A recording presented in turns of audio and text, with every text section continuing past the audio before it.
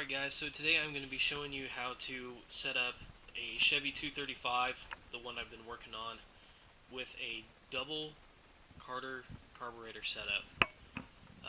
This is a popular upgrade for these engines if you're looking to hop them up a little bit. I bought this setup because it's, like I say, it's a popular upgrade that people do to these motors, and because it seemed like the most cost-effective way to add some more power to it. There's other carburetor setups out there. There's different intakes. You can even go with a 4-barrel mounted 90 degrees on one of these engines. It's pretty much whatever you want to do. I've seen triple deuce setups, kind of like a Corvette 235 setup with these motors before.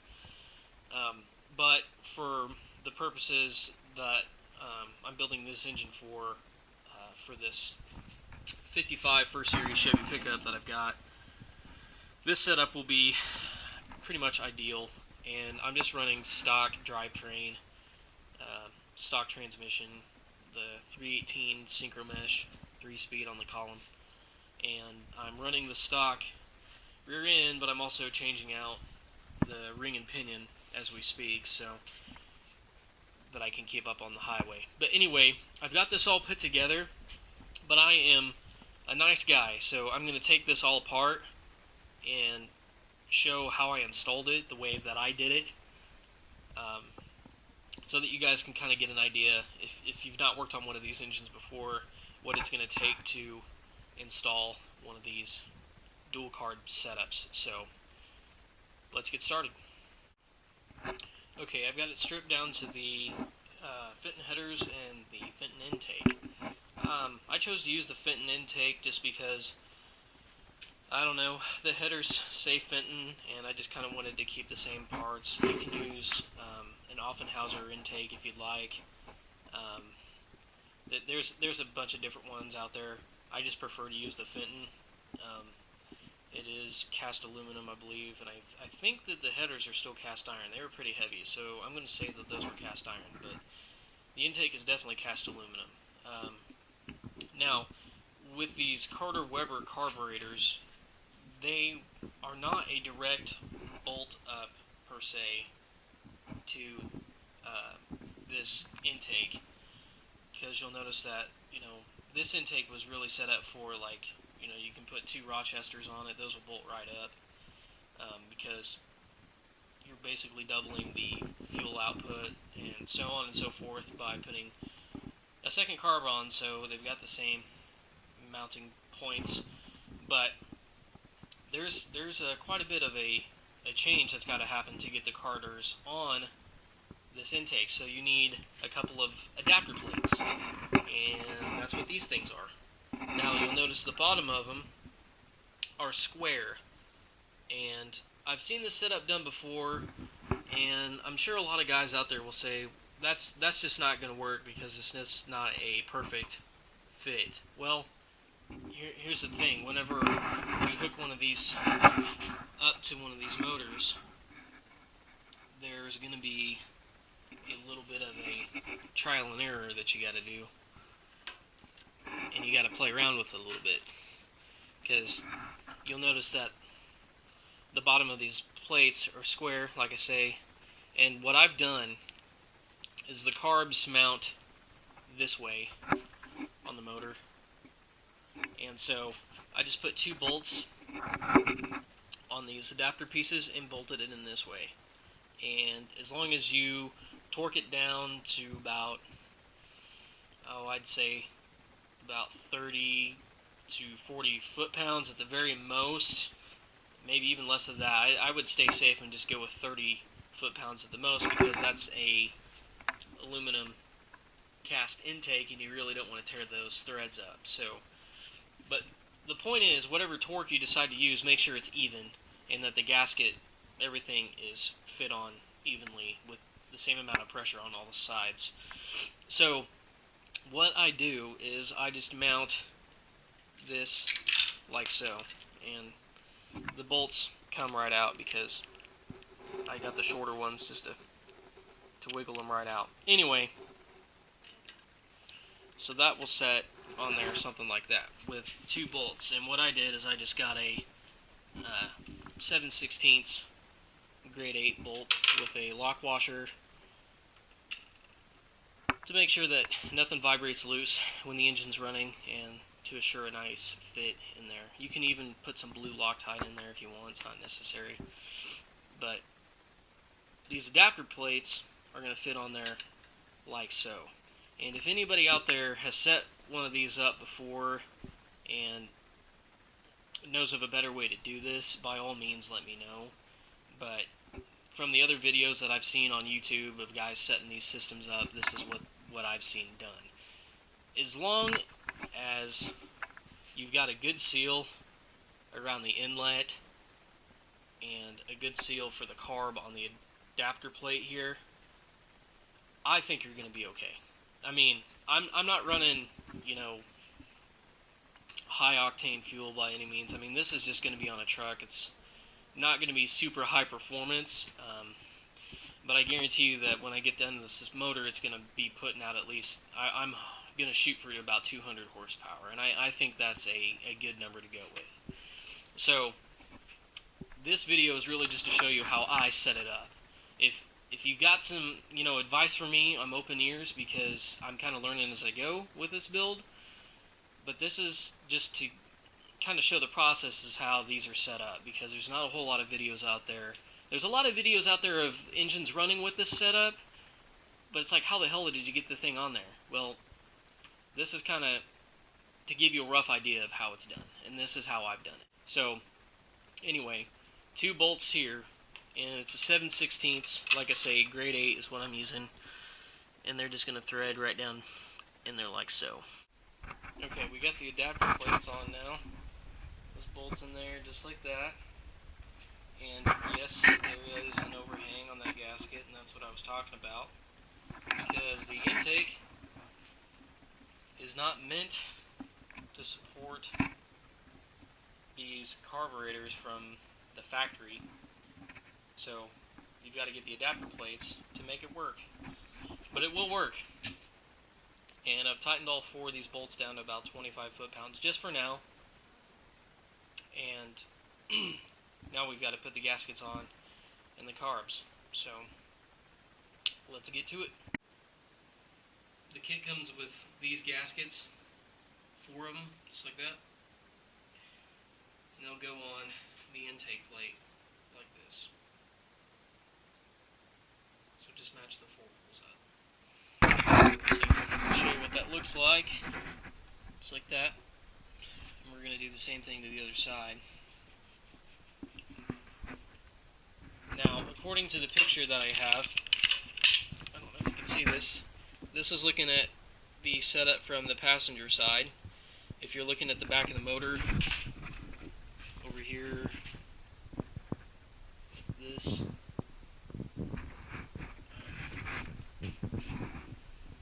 It's going to be over here, kind of like this, and the carb is going to be set up like that. So the throttle linkage goes on the other side, it looks like.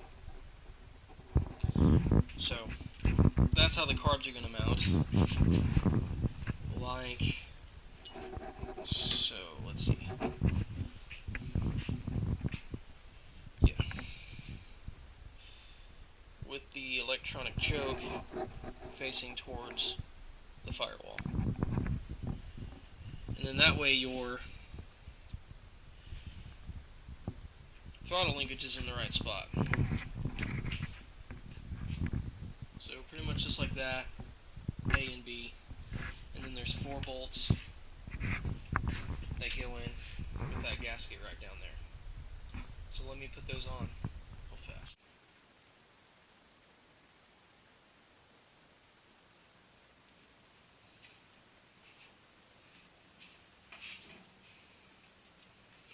So, like I say, and my gasket's already stuck to the bottom of the carburetor, so it's on there. There is a gasket, I promise. So, in there just like this, with the electronic choke mechanisms facing towards the firewall, just like that. And then what's included with this adapter plate kit are some carriage bolts, and some nuts to put it down with.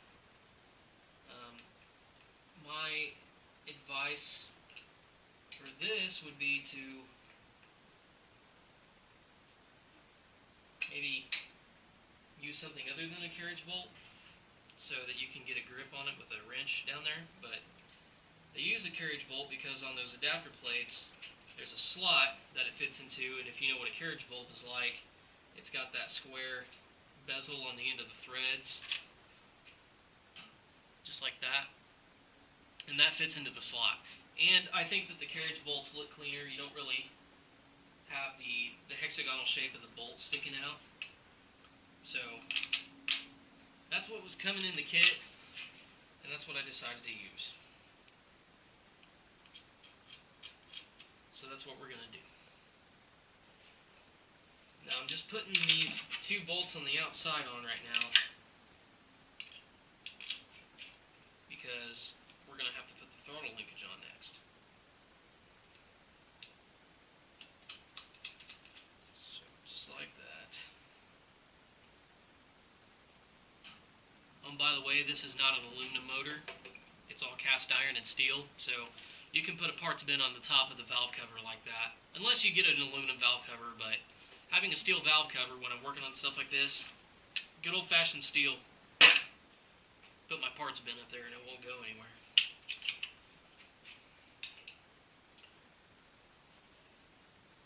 You aluminum LS guys won't know what I'm talking about. Just saying.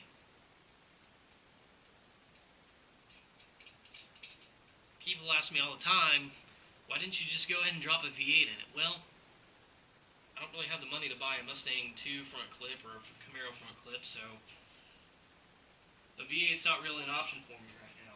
And there's just something about Chevrolet inline sixes that I really like. They're unique, they're special, and it's proven technology on these trucks specifically, so I know it works. Because I'm working with the 55 First Series that was never designed to have a V8 in it in the first place. So there's a lot of modifications you got to do to make the truck accept a V8, and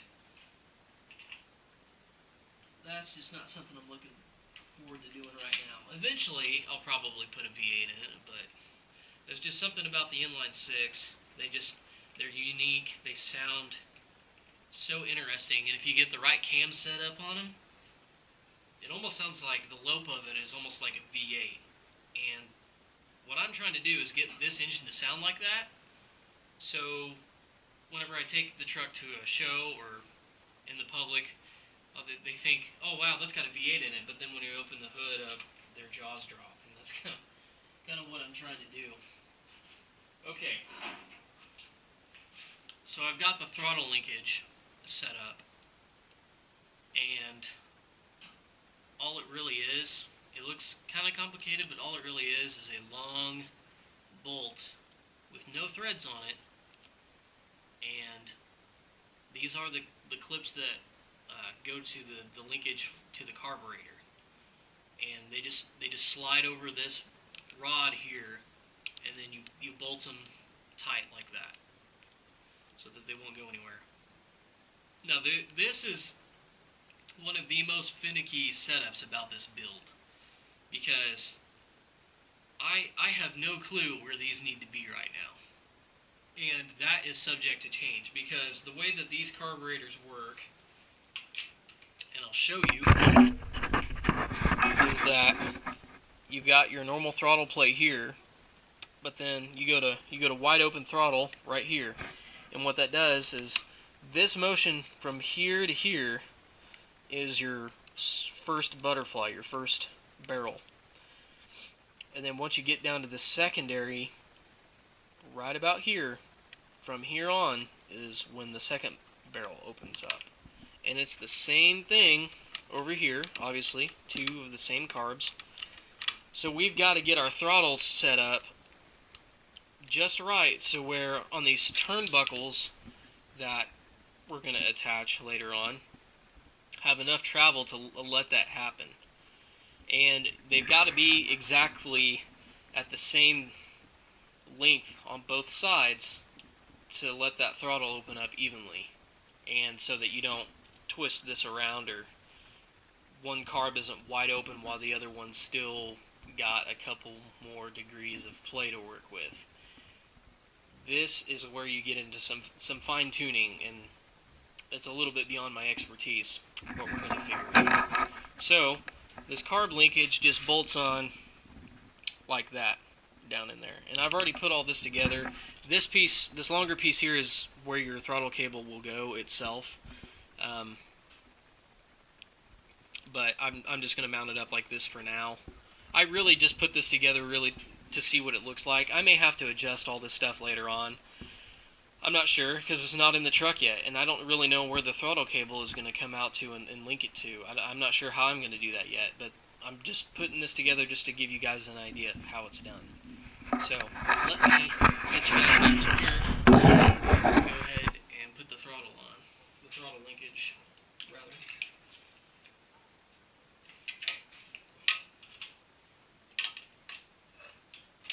It's the same process. I've noticed with these adapter plates, you don't want to tighten anything down too tight. Leave everything nice and loose so that you have some room to work with. Like that. That bracket bolts on to the base of the carburetor, and if you're looking towards the valve cover, it's the top right corner.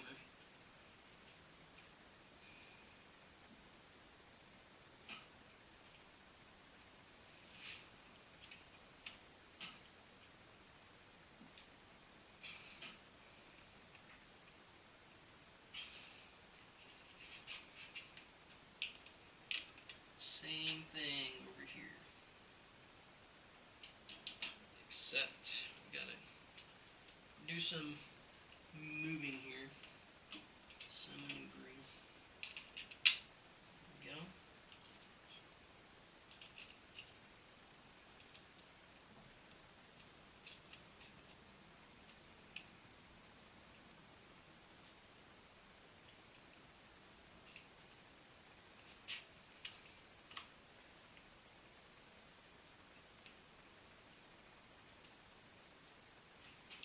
Just gonna hand tighten everything right now. I might put a little bit of torque down with a wrench just to make sure that none of these bolts go anywhere. How's that sound?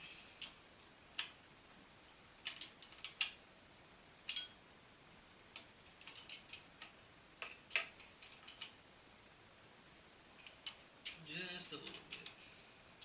Nothing crazy.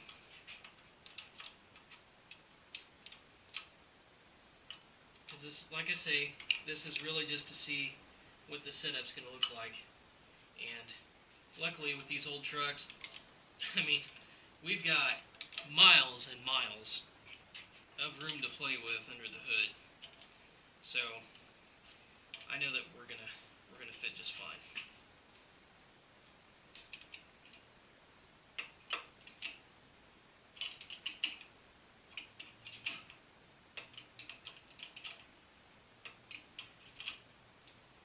Just like that. Same thing over here.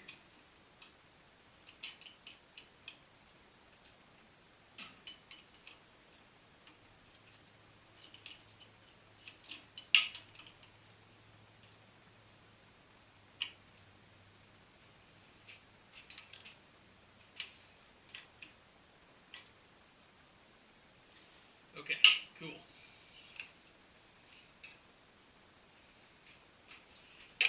Alright. Now, the next thing we've got to do is put the air cleaners on. And that's pretty easy. That's probably the easiest part of this build. But, just to recap, see I've got these 4 bolts in. 1, 2, 3, 4. The throttle linkage is on. And it's free to play. It's not too tight. Now what we need to do is put on our turnbuckle pieces, and how that goes is it looks kind of like a chest pawn, that tab there where my finger is, and one here, and we just take one of these turnbuckle pieces like this, This side here is fixed, and then this side I put the two nuts on it just to keep it from moving.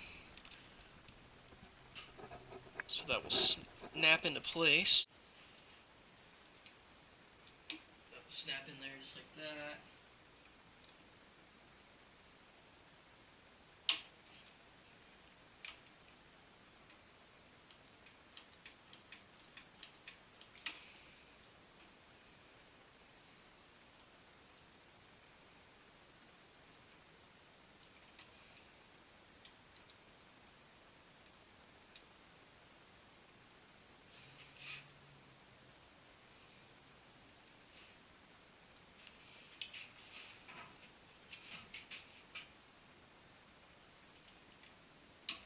Each piece will snap in place just like this.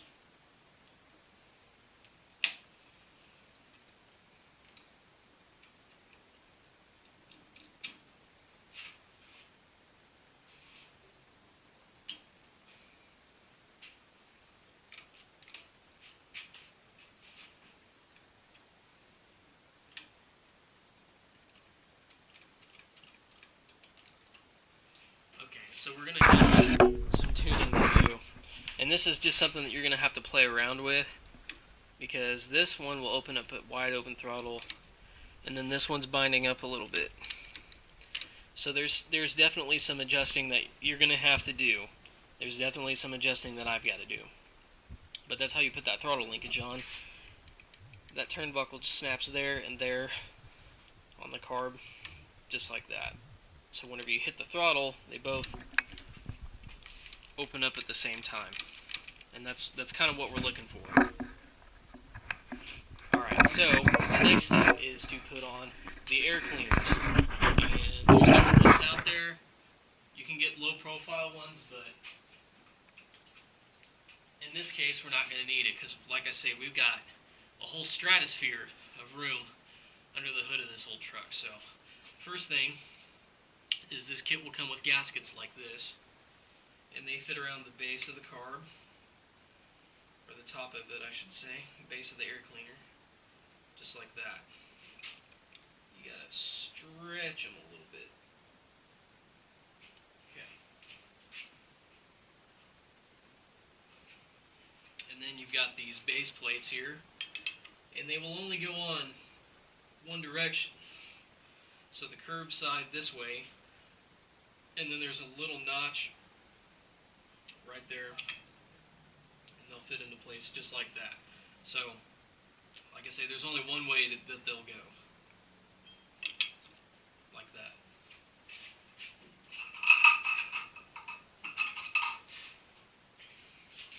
And then you got your long bolts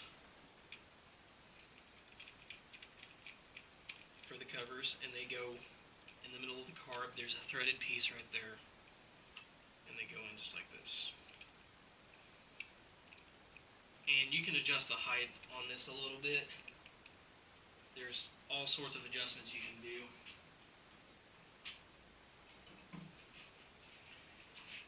And then your air filters go in like that.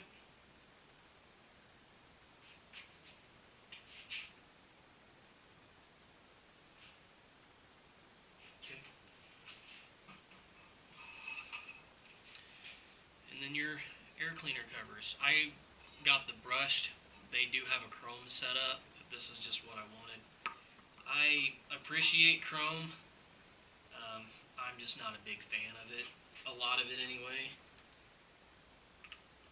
Because I believe that this truck originally came with the painted front grille, the cream color, and the painted bumpers and all. It didn't really have any chrome on it. There wasn't even chrome on the windows around the trim or anything either.